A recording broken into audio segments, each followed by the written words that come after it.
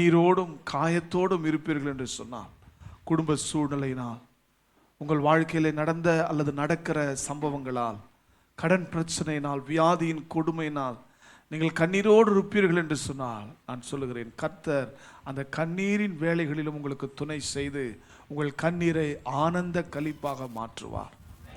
நம்புறீங்களா? விசுவாசிக்கிறீங்களா? அல்லேலூயா. நான் என்னுடைய வாழ்க்கையிலும் அல்லது பல பரிசுத்தவான்களுடைய வாழ்க்கையிலும், வேதத்தில் இருக்கிற பல நேரேட்டர்ஸ் பலருடைய வாழ்க்கையிலும் பார்க்கும்போது, அவங்க எப்போல்லாம் உடைக்கப்பட்டாங்களோ அப்போல்லாம் கர்த்தர் மட்டும்தான் அவங்க கூட இருக்கிறார். மட்டுமல்ல, உடைக்கப்பட்ட அவர்களை உருவாக்குகிறார், உயர்த்துகிறார். ஆண்டவருக்கு எவ்வளோ பெருந்தன்மையும் பெரிய மனசும் பாருங்க. பாவினா அவன் ஒன்றும் இல்லாமல் செத்து போனவனுக்குலாம் என்னடா தகுதி இருக்குது அப்படின்னு சொல்ல தான் உலகம். ஆனால் அவனை, அந்த சேற்றில் கிடக்கிறவனை தூக்கி தன்னுடைய ரத்தத்தினால கழுவி அவனுடைய வாழ்க்கையை மாற்றி அவன் நாற்றம் பிடித்தவனை எடுத்து நறுமணமாக்குகிறார். என்ன அவசியம்? அவருடைய மனசு எவ்வளோ பெருசு பாருங்க. அவர் எவ்வளவு அன்பு நிறைந்தவராகவும் பெரிய மனம் கொண்டவராக, பரந்த மனம் கொண்டவராக இருக்கிறார்கள். சிந்தித்து பாருங்கள். ஒருவேளை நீங்கள் நினைக்கலாம், என் வாழ்க்கை ஒரு நாற்றம் எடுத்த வாழ்க்கை போல் இருக்கிறது, என் வாழ்க்கை பாவத்தினாலும் சாபத்தினாலும் நிறைந்த வாழ்க்கையாக இருக்கிறது, ஒருவரும் விரும்பாத ஒரு வாழ்க்கையாக இருக்கிறது நீங்கள் சொல்லலாம். நான் சொல்லுகிறேன், கர்த்தர் அந்த வாழ்க்கையை பரிசுத்தப்படுத்தவும், அந்த வாழ்க்கையை அநேகருக்கு முன்பாக சாட்சியாக நிறுத்தவும் வல்லமையுள்ளவராக இருக்கிறார். அல்லேலூயா. ஆகவே எதை பற்றி சோர்ந்து போகாதீங்க. இன்னைக்கு என்ன நடக்குது அப்படின்றத பற்றி சோர்ந்து போகாதீங்க. ஏன்னா இன்னைக்கு என்ன நடக்குது அப்படின்னு அது நடக்கும்போது தான் உங்களுக்கு தெரியும். ஆனால் நீங்கள் உருவாகிறதுக்கு முன்னவே இன்னைக்கு என்ன நடக்குன்னு அவருக்கு தெரியும். அப்படின்னா அவர் உங்களுக்காக யாவையும் செய்கிறவர், வழி நடத்துகிறவர். அவர் உங்களை ஒரு நாளும் ஒருபோதும் கைவிடவே மாட்டார். விசுவாசிக்கிறீங்களா? எல்லாரும் என்னோடு சேர்ந்து இந்த நாளின் தியானத்துக்காக எபேசியர் 3ஆம் அதிகாரத்துக்கு நேராய் உங்கள் வேதத்தை திருப்பிக் கொள்ளுங்கள். எபேசியர் 3வது அதிகாரம்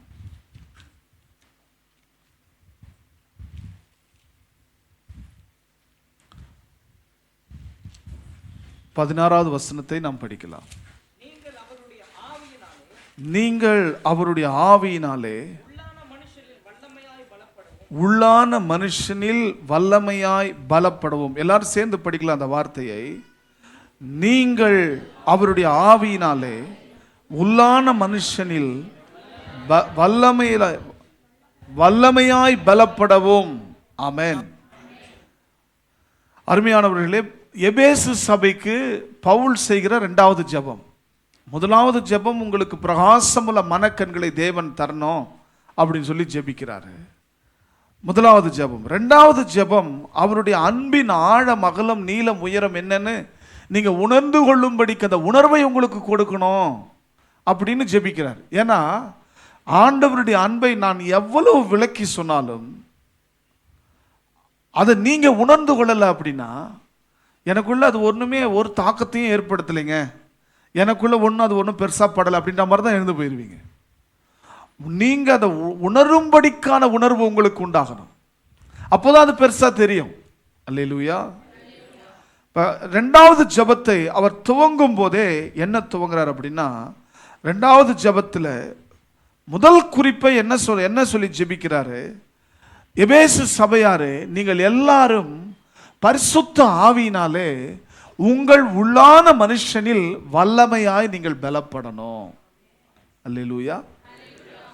பக்கத்தில் கை கொடுத்து சொல்லுங்க, உள்ளான மனுஷனில் பலப்படுங்கள். ஆமென். ஒரு ஒரு ஒரு சுருக்கமான ஒரு உண்மை கதை நான் சொல்லிட்டு இந்த செய்தியை நான் உங்களுக்கு விளக்கமாய் சொல்ல விரும்புகிறேன். இந்த செய்தியை விளங்கி கொள்ள அது ஒரு உண்மை சம்பவம் உங்களுக்கு பிரயோஜனமாக இருக்கும். ஒரு 150 ஆண்டுகளுக்கு முன்பாக அயல்நாட்டை சார்ந்த ஒரு பெண்மணி திருநெல்வேலி மாவட்டத்துக்கு ஊழியத்துக்கு வராங்க. அப்படி ஊழியத்துக்கு வரும்போது ஒரு பெண்மணி ஊழியத்துக்கு வரும்போது ஒரு அயல்நாட்டு பெண்மணி மிகப்பெரிய அச்சுறுத்தலையும் எதிர்ப்பையும் அவர்கள் எதிர்கொண்டார்கள். ஏன்னா 150 வருஷத்துக்கு முன்னாடி இங்க பெண்கள் வீட்டை விட்டே வெளியே வரக்கூடாது அப்படின்ற சட்டம், பெண்களுக்கு எந்த அடிப்படை உரிமையும் இல்லை என்ற ஒரு நிலை தான் 150 வருஷத்துக்கு முன்னாடி. அந்த அருமையான தாயார், அந்த சகோதரி என்ன செய்கிறாங்க, அந்த மாவட்டத்தினுடைய தூத்துக்குடி, திருநெல்வேலி, கன்னியாகுமரி இந்த மாவட்டங்களுடைய அந்த நிலைமையை, அங்கே இருக்கிற பெண்களுடைய நிலைமையை பார்க்குறார். இன்றைக்கு குடும்ப கட்டுப்பாடு அறுவை சிகிச்சை நடக்குது. அதனால் 2க்கு 3க்கு அப்புறம் எனக்கு குழந்தை வேணான்னு நினைக்கிறவங்க அந்த அறுவை சிகிச்சை செஞ்சிங்கன்னா அவங்களுக்கு குழந்தை பிறக்காது. அன்னைக்கு அந்த வாய்ப்பு எதுவும் இல்லை. ஆகவே அதை பற்றி விழிப்புணர்வும் மக்களுக்கு இல்லை. ஆகவே நிறைய குழந்தைகளை பெற்றெடுக்கும் போது பெண் பிள்ளைகளாகவே பிறகுது பாருங்க. அவங்க என்ன செய்கிறாங்க, அதை வளர்க்க முடியாமல் அந்த ஊரில் இருக்கிற கோயில்கள் எடுத்துகிட்டு போய் விட்டுட்டாங்க. அந்த கோயில்கள், அந்த ஊராரெல்லாம் அவங்களுக்கு சோறு போடுவாங்க, அந்த கோயில் அடைக்கலமாக இருக்கும், அவ்வளோதான். அவர்களுக்கு பேர் தேவதாசிகள் என்று பட்டம் சூட்டினாங்க. தேவர் அடியார்கள் என்று சொல்லுவாங்க. அந்த ஊரில் இருக்கிற எந்த ஆண் வேணுமெனாலும் அவர்களோடு தவறான தொடர்பு கொள்ளலாம். அது சட்டப்படி உண்மை, சம்பிரதாயப்படி உண்மை என்று இருந்த ஒரு நிலைமை. இப்படி பெண்கள் ஆலயங்களிலே விடப்பட்டு அவர்கள் தேவர் அடியார்களாக, அவர்கள் தேவதாசிகளாக இருந்தார்கள். 100, 200 இல்லை, ஆயிரக்கணக்கான மாதர்கள் அப்படி இருந்தாங்க. அப்படி இருந்தது மட்டுமல்ல, இப்படி பலரோடு கூட தவறான தொடர்பு கொள்ளும்போது அங்கே விடப்படுகிற அந்த பெண்கள் பாலியல் நோய்களுக்கு ஆட்பட்டு அவர்கள் சீக்கிரத்தில் மரிக்க வேண்டிய ஒரு சூழ்நிலை வந்தது. அது மட்டுமல்ல, அப்படி விடப்பட்ட பெண்கள் குழந்தைகளை பெற்றார்கள். அந்த குழந்தைகளை வளர்க்கிறதற்கு அவர்களிடத்தில் போதிய எந்த விதமான வசதி வாய்ப்பும் இல்லை. ஏன்னா இவங்களே அனாதைகள், திக்கில்லாதவங்க மாதிரி இருக்காங்க. அந்த பிள்ளைகள் அனாதைகளாக ரோட்டில் சுற்றின்னு கிடக்குதுங்க. இந்த சகோதரிகள் இப்படி அபியூஸ் பண்ணப்படுறாங்க. அது மட்டுமல்ல, அநேகர் வியாதினால், எய்ட்ஸ் வியாதினால் பாதிக்கப்பட்டு பராமரிப்பாரற்று கிடக்கிறாங்க. இது எல்லாத்தையும் பார்த்த அந்த அயல்நாட்டு பெண்மணி, ரட்சிக்கப்பட்ட கிறிஸ்தவ பெண்மணி, அவங்களுக்கு இயேசுவை முதலாவது சொல்லணும் அப்படின்னு அவங்க நினைச்சாங்க. ஆனால் அதுக்கு முன்னாடி இவங்களுடைய இந்த பெண்களுடைய இழிநிலை மாற நம்ம ஏதாவது செய்யணும் அப்படின்னு நினைச்சவங்க தன்னுடைய சொந்த சொத்து பற்றி எல்லாத்தையும் வித்துட்டு ஒரு ஆசிரமத்தை துவங்கி, அந்த ஆசிரமத்தில் ஏறக்குறைய 3000 பெண்களை, தேவரடியார்களாய் இருந்த 3000 பெண்களை மீட்டு அவர் அந்த பெண்மணி 3000 பேரையும் ஒரே இடத்துல வச்சு வியாதியினால் பாதிக்கப்பட்டவர்களுக்கு மருத்துவமும் 3 வேளை ஆகாரமும் மட்டுமல்ல, அவர்களுக்கு ஆதரவாயும் அந்த அம்மையார் இருந்தார். இதற்கிடையில் அவங்க சந்திச்ச கொடுமை கொஞ்சம் நஞ்சம் கிடையாது. ஏன்னா அவங்க தேவதாசிகளால் ஆலயங்களில் இருந்த போது மிருகத்துக்கோப்பான வெறி கொண்ட மனிதர்கள் அவர்களை வேட்டையாடினார்கள். ஆனால் இப்போது அது தடைபடுகிறது என்று நினைத்த அவர்கள் இந்த ஊழியக்காரிக்கு விரோதமாக எழும்பினார்கள். இவர்கள் எழும்பினது மட்டுமல்ல, இதை வகுத்து வைத்தான் பாருங்க. தேவதாசி முறைன்னு ஒருத்தன், பெல்ட்டுக்காரன். அவனே பெல்ட்டுக்காரனா, புரியுதா உங்களுக்கு? அவனை என்ன பண்ணிட்டான், இந்த அம்மாவுக்கு விரோதமாக எழும்பி எல்லாரையும் தூண்டி விட ஆரம்பிச்சிட்டான். தெய்வ குத்தம் நடந்து போச்சு. சம்பிரதாயத்தை மீறிட்டாங்க, சாஸ்திரத்தை மீறிட்டாங்க. இந்த பெண்களை எல்லாம் எடுத்துன்னு போயிட்டு மீட்டு இப்படி வந்துட்டு அவங்கள இப்படி பண்றாங்களே, நியாயமா அப்படின்னு இவங்க எல்லாரும் அந்த அம்மாவுக்கு விரோதமாக மக்களை தூண்டி விட ஆரம்பிச்சாங்க. சிந்திச்சு பாருங்க எப்படி இருக்கும் அந்த அம்மாவுடைய மனநிலை. இந்த பெண்களை மீட்டது மட்டுமல்ல, அவர்களுக்கு கல்வி கொடுத்தாங்க.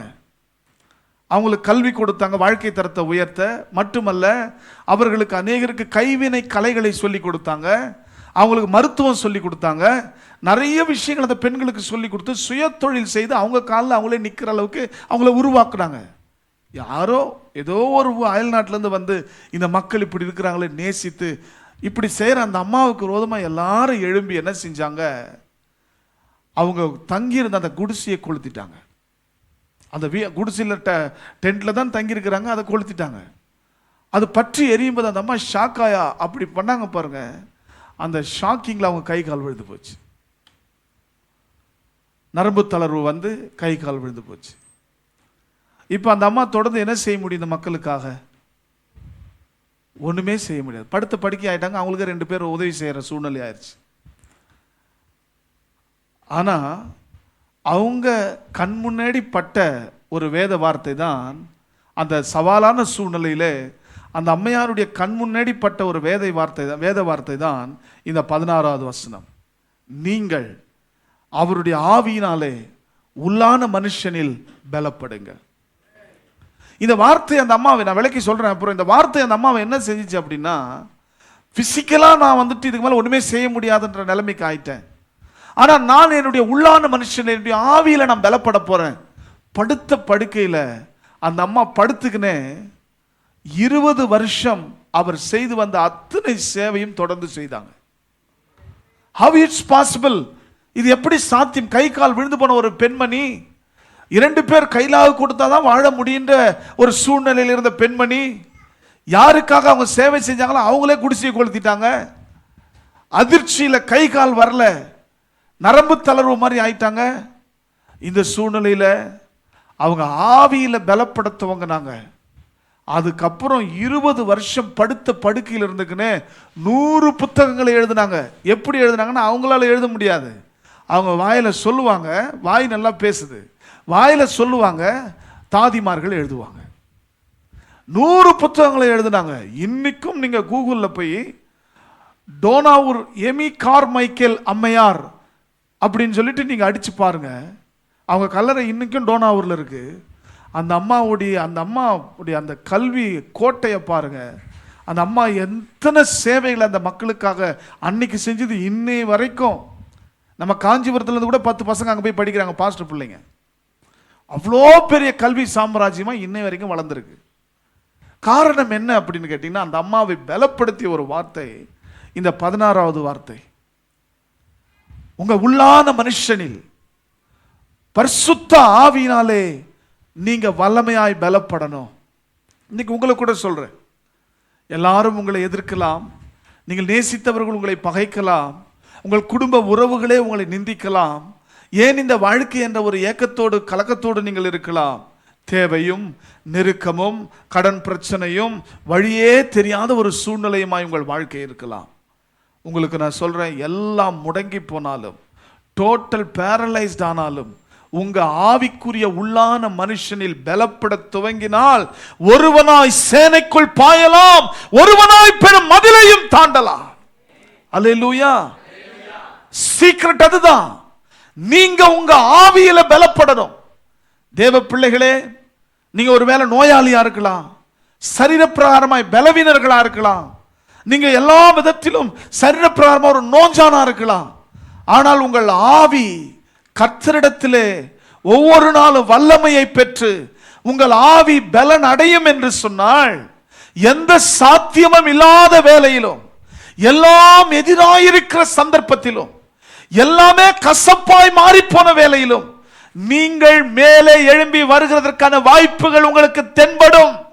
மட்டுமல்ல, கர்த்தர் உங்களை எதற்காக அழைத்தாரோ அதை நிறைவேற்றுகிறதற்கான பலன், அந்த அபிஷேகம், அந்த வல்லமை உங்களுக்கு கொடுக்கும். இந்த பிசிக்கல் பாடி, பிசிக்கல் பவர் ஒண்ணுமே இல்லாம போனாலும் உங்க ஆவியில நீங்கள் பலன் அடைந்தால், நான் மறுபடியும் சொல்றேன், மனுஷன் ஆவி ஆத்மா சரீரமாய் படைக்கப்பட்டிருக்கிறான். இந்த சரீரம் பலவீனமாய் போனாலும், சரீர ரீதியா எந்த வாய்ப்பும் எந்த விதமான அனுகூலமும் இல்லாமல் போனாலும், அவன் பரிசுத்த ஆவியினாலே தன் ஆவியிலே பலப்பட்டான். தேவ வல்லமையினால் தன் ஆவியில் பலப்பட்டால் அவன் எதையும் சாதிக்கிறவனாகவும், தேவன் எதை நிறைவேற்ற அழைத்தாரோ அதை நிறைவேற்றுகிறதற்கான பலனை அடைந்தவனுமாயும் இருப்பான். அல்லேலூயா. பக்கத்துல கை கொடுத்து சொல்லுங்க, உள்ளான மனுஷனில் வல்லமையாய் பலப்படுங்க. அல்லேலூயா. அருமையானவர்களே, வெளிப்புற மனிதன் பலவீனப்பட்டாலும் உள்ளான மனுஷன் தினந்தோறும் புதுப்பிக்கப்பட வேண்டும். கிறிஸ்தவ வாழ்க்கையின் வெற்றியை நிர்ணயம் செய்கிறது நீங்க வெளியே எவ்வளவு பலசாலிங்க என்கிறது அல்ல. கிறிஸ்தவ வாழ்க்கையின் வெற்றியை தீர்மானிக்கிறது உங்கள் ஆவி பரிசுத்த ஆவியின் வல்லமையிலே எந்த அளவுக்கு பலப்பட்டிருக்கிறது என்கிறதை அடிப்படையாய் தான் கொண்டிருக்கிறது. கிறிஸ்தவ வாழ்க்கையில நீங்க எவ்வளவு படிச்சிருக்கிறீங்க, நீங்க எவ்வளவு பணக்காரன், உங்ககிட்ட எவ்வளவு சவர நகை இருக்கு, நீங்க எவ்வளவு பெரிய வீட்டை கட்டியிருக்கிறீங்க, நீங்க என்னெல்லாம் உங்களுடைய சிறப்புகள், இதெல்லாம் ஒன்றும் உங்களுக்கு உதவாது. இருக்கலாம், சந்தோஷம், கர்த்தருக்கு ஸ்தோத்திரம். ஆனால் கிறிஸ்தவ வாழ்க்கையின் வெற்றியை தீர்மானிக்கிறது ஒவ்வொரு நாளும் உள்ளான மனுஷனில் கர்த்தருக்குள் நாம் பலப்படுகிறது தான். அல்லேலூயா. இந்த பலப்படுதல், வல்லமையில பலப்படுங்கள்னு சொன்னாரே, அந்த பலப்படுதல் என்ற வார்த்தைக்கு நிகரான கிரேக்க வார்த்தை என்னன்னு கேட்டீங்கன்னா கிராட்டியோ. அப்படின்னா என்னன்னு கேட்டீங்கன்னா ஒவ்வொரு நாளும் வலிமை அடைகிறது. ஒவ்வொரு நாளும் வலிமை அடைகிறது. எப்படி எப்படி ஒவ்வொரு நாளும் வலிமை அடைகிறது? உடற்பயிற்சி கூடத்துக்கு ஒருத்தன் போறான். இது ஒரு நாள் சம்பவம் அல்ல, இது ஒன் டைம் ஈவெண்ட் கிடையாது. பலப்படுத்தல் அப்படின்னா ஒன் டைம் ஈவெண்ட் கிடையாது, கான்ஸ்டண்டா செய்ய வேண்டிய ஒரு வேலை. ஒருவன் உடற்பயிற்சி கூடத்துக்கு போறான் அப்படின்னா அந்த போன அன்னைக்கு எடுத்த ஒன்று 20 கிலோ தம்பிள் தூக்கணும் அப்படின்னா போட்டு அது கூடவே விழ வேண்டியது தான். ஒரு ரீல்ஸை பார்த்தேன் நான், அன்னைக்கு தான் போகிறான் அவன் ஜிம்முக்கு, அன்னைக்கு தான் போகிறான், அலப்பற பண்ணின்னு போகிறான். போயிட்டு வெறும் பார் தான் பிடிச்சி தூக்குனான் பெஞ்ச் ப்ரெஸ்க்கு. அந்த வெறும் பாரை தூக்க முடியாமல் நெஞ்சு மேலே போட்டுக்கணும் ஐயோ கொய்யோன்னு கத்துறான். பிளேட்டு போடாமல் வெறும் பாரை தூக்க முடியாமல் நெஞ்சு மேலே போட்டு கத்துறான். ஆனால் அவனே பார்த்தனா ஒரு 6 மாதம் கழிச்சு 40 கிலோ அடிக்கிறான். என்ன விஷயம்னு கேட்டிங்கன்னா ஒவ்வொரு நாளும் ப்ராக்டிஸ் பண்ணும்போது, ஒவ்வொரு நாளும் நாம் முயற்சி செய்யும்போது, ஒவ்வொரு நாளும் அதற்காக மெனக்கெடும் போது சரீரம் பலப்படுகிறது. இப்போ அன்னைக்கு இப்போ வெறும் பாரையை தூக்க முடியல, இன்னைக்கு 40 கிலோ அடிக்கிறான். இன்னும் கொஞ்ச நாள் போனால் இன்னும் ஜாஸ்தியாக அடிப்பான். அப்போ என்ன சொல்ல வரேன் அப்படின்னா பலப்படுதல் என்கிறது ஒரு ப்ராசஸ். அது ஒரே நாள் வந்து அப்படி ஆண்டவர் இருந்தா அப்படின்னு கொடுத்துட்டு போயிடுறது இல்லை. நிறைய பேர் அப்படி நினைக்கிறாங்க. ஒரே நாளில் வந்து அப்படி ஆண்டவர் தான் அப்படின்னு கொடுத்துட்டு போயிடுறது இல்லை. அது தொடர்ந்து நடைபெற வேண்டிய ஒரு செயல். ஆமென். பலப்படுதல் அப்படின்னா தொடர்ந்து நிறைவேற்றப்பட வேண்டிய, தொடர்ந்து வலிமை பெற வேண்டிய, தொடர்ந்து வளரக்கூடிய, தொடர்ந்து உறுதியாகக்கூடிய ஒரு சம்பவம் தான் பலப்படுதல். அல்லேலூயா. சூழ்நிலை மாறுகிறதற்கு முன்னாகவே, சூழ்நிலை மாறுவதற்கு முன்பாகவே உங்களுடைய உள்ளம், உங்களுடைய ஆவி தேவனுக்குள் பலமாக இருக்க வேண்டும். அல்லேலூயா. சூழ்நிலைகள் பலமாக இருக்கலாம், ஆனால் நம்முடைய ஆவி அதை பார்க்கிலும் பலமாக இருக்க வேண்டும். மறுபடியும் நான் சொல்றேன், உங்கள் சூழ்நிலைகள் மாறுகிறதற்கு முன்பாகவே எல்லாம் நல்லா இருக்கும் போதுலேருந்தே ஸ்டார்ட் பண்ணிடுங்க ஆவியில பலப்பட. அல்லேலூயா. சிலெல்லாம் பாருங்க உலக பிரகாரமா பெரிய புஜ பராக்கிரமசாலிகள் தான், ஆனால் ஆவிக்குரிய வாழ்க்கையில் ஒரு 2 கிலோ தலைமையில வச்சா கூட அவங்களால சகிக்க முடியல. இன்னும் கூட உங்களுக்கு புரியுற மாதிரி சொல்றேன் கேளுங்க. சின்ன கஷ்டம் வந்தால் கூட அவங்களால என்ன பண்ண முடியல, தாங்க முடியல. சின்ன பிரச்சனை வந்தால் கூட அவங்களால தாங்க முடியல. ரொம்ப நல்லா பேசுகிறாங்க, ரொம்ப நல்லா ஜெபிக்கிறாங்க, பாடுறாங்க, ரொம்ப பெரிய வசதியானவங்க தான். ஆனால் சின்ன கஷ்டம் வந்தால் கூட அந்த சின்ன சோதனையை கூட அவங்களால என்ன பண்ண முடியல, தாங்க முடியல. ஏன் தாங்க முடியலன்னா இவங்க தாங்கக்கூடிய அளவுக்கு அவங்களுக்கு என்ன இல்லை, பலன் இல்லை. எத்தனை பேர் கவனிக்கிறீங்க? அவங்களுக்கு என்ன இல்லை. அதனாலதான் கர்த்தர் சொல்றாரு, உங்கள் சூழ்நிலை மாறுகிறதற்கு முன்னாகவே உங்கள் ஆவியிலே நீங்கள் பலனடைய துவங்குங்கள். பிசாசானவன் எந்த உபத்திரவத்தையும் உங்க வாழ்க்கையில கொண்டு வரலாம். எந்த உபத்திரவத்தை கொண்டு வந்தாலும், எந்த இழப்புகளை கொண்டு வந்தாலும், எப்படிப்பட்ட பாவ சோதனைகளை கொண்டு வந்தாலும் அதை எதிர்கொள்கிற அளவுக்கு முன்கூட்டியே உங்கள் ஆவிக்குரிய வாழ்க்கையிலே நீங்கள் தேவனுக்குள் வல்லமையிலே பலப்பட துவங்குங்கள். இன்னைக்கு கர்த்தர் உங்களோடு கூட பேசுகிறார். எப்படியா பலப்படுத்துவங்கிறது அதுக்கு ஒரு 5 வழியை கர்த்தர் சொல்லாத நான் உங்களுக்கு சொல்றேன். பலப்பட துவங்கணும். ஒருவேளை நாளைக்கு ஒரு பலமான பிரச்சனை வருது அப்படின்னா பதறாம கலங்காம, என்ன வந்தாலும் ஏது நடந்தாலும் அவர் இருக்கிறார், அவர் ஜெயமாய் நடத்துவார் என்ற அந்த நிச்சயத்தோடு, அந்த உறுதியோடு, அந்த நம்பிக்கையோடு இருக்கிற அளவுக்கு பலப்படுங்க. புயல் காத்து அளிக்குது, கடல் கொந்தளிக்குது, சீஷர்கள்லாம் செத்து போவன்றாங்க, இயேசு மட்டும் நிம்மதியாக தூங்கிட்டு இருக்கிறார். எப்படி? அவரும் அதே போட்டில் தான் இருக்கிறாரு, அவரும் அதே போட்டில் தான் இருக்கிறாரு. அவர் ரொம்ப ஸ்ட்ராங்காக இருக்கிறாரு ஸ்பிரிட்டில், இவங்க ஸ்பிரிட்டில் ரொம்ப வீக்காக இருக்கிறாங்க. அக்கறைக்கு போவோம் வாருங்கள் தானே சொன்னாரு. நடுக்கடலுக்கு போவோம், அங்க புயல் வரும், நம்ம எல்லாரும் அந்த புயலை செத்து போவோம் நான் கூப்பிட்டாரு. அப்ப அக்கறைக்கு போவோம் வாருங்கள் தான். புயல் வந்தாலும் கடல் கொந்தளித்தாலும் அவர் சொன்னதினால் நாம் அக்கறைக்கு போவோம் அப்படின்ற நிச்சயம் தெளிவு அவர்களுக்கு இல்ல. ஒரு சூழ்நிலை வந்த உடனே ஐயோ கொய்யோ தான். நீங்கள் பலவீனமான கிறிஸ்தவர்களாக இருக்கிறீர்களா? ஐயா, நீங்கள் வயதானவர்களாக இருக்கலாம், நீங்கள் பெரிய பணக்காரர்களாக இருக்கலாம், உலக பிரகாரமாய் பெரிய திறமைசாலியாக இருக்கலாம், நல்லா பேசக்கூடியவர்களாக இருக்கலாம், நல்லா எழுதக்கூடியவர்களாக இருக்கலாம், திறம்பட எல்லா காரியங்களையும் செய்கிறவர்களாக இருக்கலாம். ஆனால் உங்கள் ஆவி தேவ ஆவியினால் பலப்படாமல் இருக்கும் என்று சொன்னால் சின்ன சோதனை கூட உங்களை காலி பண்ணிடும். சின்ன பாவ சோதனையில கூட விழுந்து போயிருவீங்க.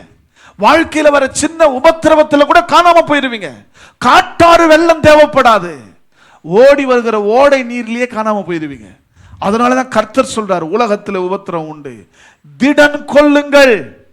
எல்லாம் சொல்லுங்க, திடன் கொள்ளுங்கள். உபத்திரவத்தில் என்ன பண்ணணுமா? உபத்திரம் வரும்போது நம்ம என்ன செய்யணுமா? ஓன்னு உட்காந்துக்கின்னு ஓலமிடணுமா? எஸ், திடன் தான் கொள்ளணும். இன்னைக்கு நிறைய கிறிஸ்தவர்கள் நான் பார்க்குறேன், நல்லா ஜெபிக்கிறாங்க, ரொம்ப பக்தியாக பேசுகிறாங்க, எல்லாம் ஆண்டவர் தாயே ஆண்டுறாங்க. ஆனால் வாழ்க்கையில் ஒரு சூழ்நிலைன்னு வரும்போது உட்காந்து ஆண்டவரை திட்டின்னு இருக்கிறாங்க. ஆண்டவரை திட்டும்போது கூடவே என்னையும் சேர்ந்து என்ன பண்ணுகிறாங்க? என்னையும் சேர்ந்து திட்டின்னு இருக்கிறாங்க. இந்த பாஸ்டர் எப்பவுமே எப்படி தான், எப்பவுமே என்னை குத்தி குத்தி பேசுவார், என்னை எதனா சொல்லி சொல்லி பேசுவார், என்னை எதனா சொல்லுவார், என்னை குறை சொல்லலாம், அவருக்கு தூக்கம் வராது. ஏன்னா இவர் என் பங்காளி, இவருக்கு எனக்கு மனம் தகராறு. அதனால் நான் என்ன பண்ணுறேன், சாக்கா நோக்கா என்ன பண்ணுகிறேன், போக்கு காட்டின்னு இருக்கிறேன். அப்படியா? ஒன்றை புரிஞ்சுக்குங்க, ஆவியில் பலப்படணும்னா, பலப்படலை அப்படின்னா, பலப்பட்டவன் என்ன சொல்லுவான் தெரியுமா? நீதிமான் என்னை குட்டட்டும், அதுவே என் தலைக்கு எண்ணெயாயிருக்கும், எண்ணெயிலும் மிருதுவாயிருக்கும் அப்படின்னு சொல்லுவான். போதக சிக்ஷையே ஜீவ வழின்னு சொல்லுவான். போதக சிக்ஷையே, போதக சிக்ஷைனா என்ன சொல்லுங்க பார்க்கலாம், யாராவது சொல்லுங்க. போதக சிக்ஷைனா என்ன? வேதமே வெளிச்சம், போதக சிக்ஷையே ஜீவ வழி. போதக சிக்ஷைனா என்ன என்னன்னு சொல்லிட்டாங்களா?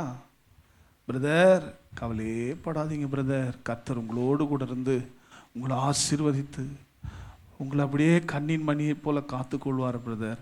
இது ஜனரஞ்சனம். இது என்னது? ஜனரஞ்சனமான செய்தி. போதக சிக்ஷை என்ன தெரியுமா?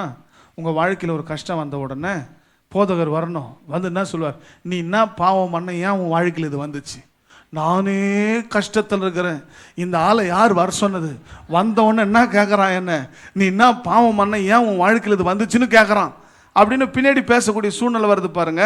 அதுக்கு பேர் தான் என்னது? போதக. இன்னும் கூட ராவா சொல்கிறேன் கேளுங்க, போதக சிக்ஷைனா நான் திட்டி பிரசங்கம் பண்ணணும். திட்டி சத்தமாக தான் சொல்லுங்களேன், அதுக்கு பேர் தான் என்னது? போதக சிக்ஷை. அதுவே ஜீவ வழின்னு வேதம் சொல்லுது. அதுதான் ஜீவ வழியா? அதுதான் என்னங்க? போதக வேதமே வெளிச்சம், போதக சிக்ஷையே ஜீவ வழி. இப்போ போதக சிக்ஷை செய்யும் போது பலப்பட்டவங்க என்ன சொல்லுவாங்க, இது என் நல்லதுக்கு தான் அப்படின்னு எடுத்துக்குவாங்க.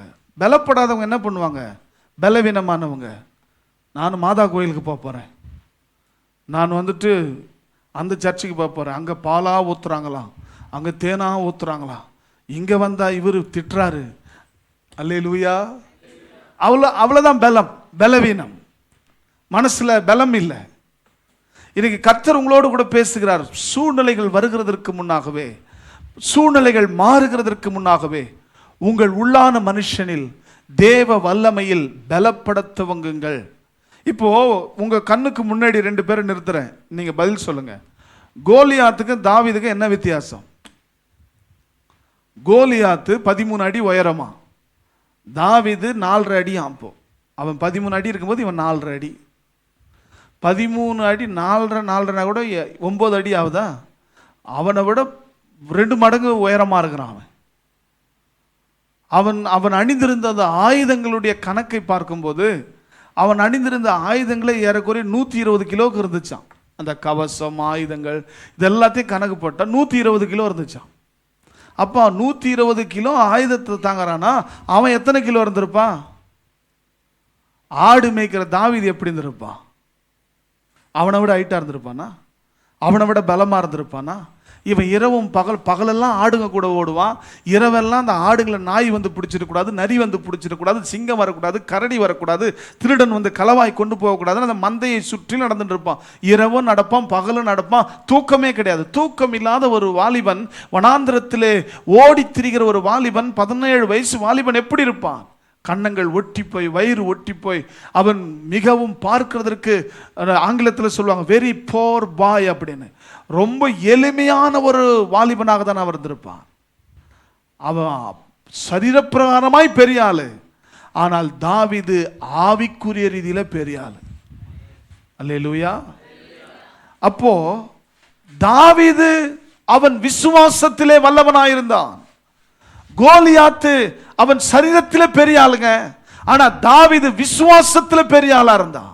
தாவீது அபிஷேகத்திலே பெரிய ஆளா இருந்தான். தாவீது வல்லமையில பெரிய ஆளா இருந்தான். அவன் இன்னர் மேன் எவ்வளவு ஸ்ட்ராங்கா இருந்தா, அவனுடைய உள்ளான மனிதன் எவ்வளவு பலமுள்ளவனா இருந்தா, அவ்வளவு பெரிய பிரச்சனையை பார்த்து ஒரு நாடும் ஒரு நாட்டின் ராணுவமும் பார்த்து அஞ்சுகின்ற அந்த மனிதனை பார்த்து இவன் சொல்லுகின்றான், அந்த மிருகங்களுக்கு ஒப்பான இவனை கர்த்தர் என் கையில் ஒப்பு கொடுப்பார், அவன் தலையை இன்றைய தினம் அவனை விட்டு வாங்குவேன் சொல்லுவான். சாதாரணமானவன், எந்த யுத்த பயிற்சியும் தெரியாதவன்.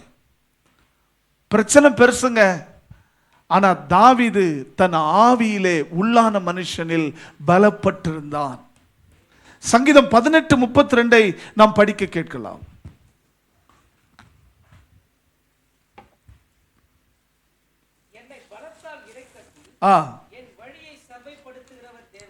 அல்லேலூயா. அவன் என்ன சொல்றான்?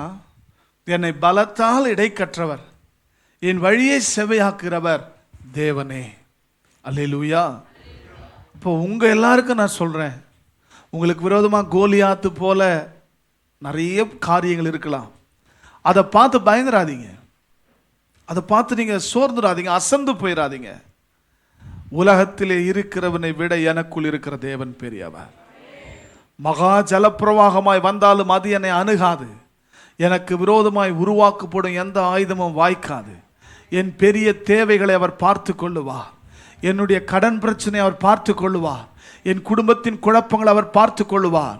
என் பிள்ளைகளை கர்த்தர் பார்த்து கொள்ளுவார். என் வாழ்க்கையில கர்த்தர் அற்புதத்தை செய்வார். இன்றைக்கு இருக்கிற நிலைமையை நான் கண்டு அஞ்ச மாட்டேன். என்னை பலத்தால் இடை கட்டுகிறவர் அவரே. எந்த சூழ்நிலையிலும் பலப்படுங்கள். சூழ்நிலைகள் மாறுகிறதற்கு முன்னே, உபத்திரவங்கள் வருகிறதற்கு முன்னே நீங்கள் உங்கள் ஆவியில பலப்படுங்கள், கர்த்தருக்குள் பலப்படுங்கள். சிலர் சரீர பிரகாரமாய் பலசாலியா இருக்கலாம், சிலர் பணத்திலே பலசாலியா இருக்கலாம், சிலர் அறிவிலே பலசாலியா இருக்கலாம், சிலர் அதிகாரத்தில் பலசாலியா இருக்கலாம். ஆனால் நீங்கள் ஆவியிலே பலமாயிருங்கள், ஆவிக்குரிய வாழ்க்கையில பலசாலியாயிருங்கள். எது வந்தாலும் முன்னேறக்கூடியவர்களாய், எந்த சூழ்நிலையிலும் கர்த்தருக்காய் நிற்கக்கூடியவர்களாய். அல்லேலூயா. இன்னும் கூட உங்களுக்கு சொல்றேன் கேளுங்க, உங்க புரிதலுக்கு. ஒருத்தங்கிட்ட சர்ச்சுக்கு போற நேரத்தில் ஒருத்தன் என்ன பண்ணான்னா, அங்க போனா அந்த கூட்டத்துக்கு போனா, என்ன கூட்டம் தெரியுமா? அரசியல் கூட்டம். கரெக்டா சர்ச் டைமிங்ல அவனை வச்சிருக்கான். அந்த கூட்டத்துக்கு போனா 500 ரூபாவும் பிரியாணி பொட்டலம் கொடுப்பாங்க. சர்ச்சுக்கு போனால் நீ தான் காணிக்கை போடணும், சர்ச்சுக்கு போகிறதுக்கு நீ தான் பெட்ரோல் போடணும். ஆனால் அங்கே போனால் வீட்டாண்டியே வண்டி வருது. அப்படியே ஏறிட்டேன் நான் வேனில். அங்கே போயிட்டு ஒரு 4 மணி நேரம் இருந்துட்டா அவங்க என்ன கொடுக்குறாங்க? 500 ரூபாவும் பிரியாணி பொட்டலமும் ஒரு வாட்டர் கேனும் கொடுக்குறாங்க. யார் தருவாங்க பிரதர்? வாங்க இன்னைக்கு ஒரு நாள் நம்ம என்ன பண்ணலாம், போயிட்டு வரலாம். அப்படி ஒன்றும் இவர் யோசிக்கிறார், ஆமாம் யார் தருவாங்க அப்படின்னு சொல்லிட்டு இவர் என்ன பண்ணுறது, கூடவே போயிடுறது. இப்படி ஒரு ஆள். இன்னொரு ஆள் சொல்கிறேன் கேளுங்க, இன்னொரு ஆள் சொல்கிறேன். சர்ச்சுக்கு போனோம், அந்த நேரத்தில் ஒருத்தர் வராரு, ஐயா குறிப்பிட்ட இந்த வேலையை நீங்கள் செஞ்சீங்கன்னா உங்களுக்கு நான் 20,000 ரூபாய் தரேயா அப்படின்னு. அதுக்கு அவர் சொல்கிறாரு, நீ 20 கோடி கொடுத்தா கூட நான் என்ன பண்ண மாட்டேன், வரமாட்டேன். இது நான் ஆண்டவருடைய ஆலயத்துக்கு போகிற நேரம். கவனிக்கிறீங்களா நான் சொல்கிறது? இது நான் ஆண்டவருக்கு நான் கொடுக்குற நேரம். 20,000 இல்லை 20 கோடி கொடுத்தா கூட நான் என்ன பண்ண மாட்டேன், வரமாட்டேன்.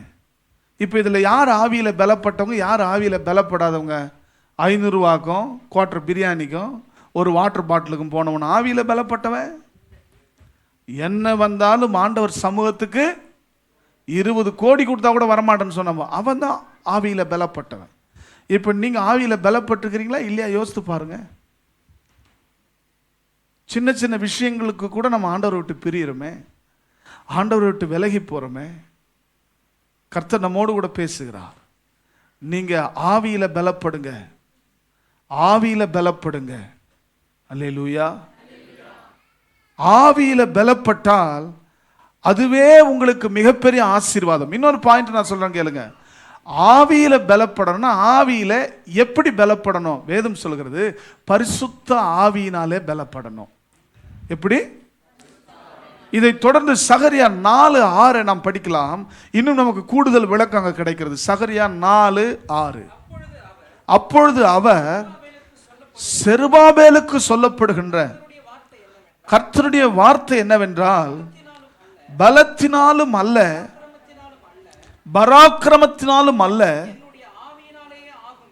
என்னுடைய ஆவியினாலே ஆகும் என்று சேனைகளின் கர்த்தர் சொல்லுகிறார். எல்லாம் சொல்லுங்க, பலத்தினாலும் அல்ல, பராக்கிரமத்தினாலும் அல்ல, என்னுடைய ஆவியினாலே ஆகும் என்று சேனைகளின் கர்த்தர் சொல்லுகின்றார்.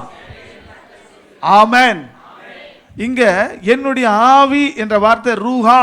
ரூஹா அப்படின்னா பரிசுத்த ஆவியானவரை குறிக்கிறது. அப்போ பரிசுத்த ஆவியினாலே எல்லாம் ஆகுமா? பலம் அல்ல, பராக்கிரமம் அல்ல. நிறைய பேர் உங்களுக்கு ஒருவேளை சக்தி இருக்கலாம், ஒருவேளை உங்களுக்கு சாமர்த்தியம் இருக்கலாம், ஒருவேளை உங்களுக்கு பணம் இருக்கலாம், உங்களுக்கு செல்வாக்கு இருக்கலாம், அநேகரை தெரிஞ்சிருக்கலாம். ஆனா இவைகளால் அல்ல, தேவனுடைய ஆவியினாலே எல்லாம் ஆகும்.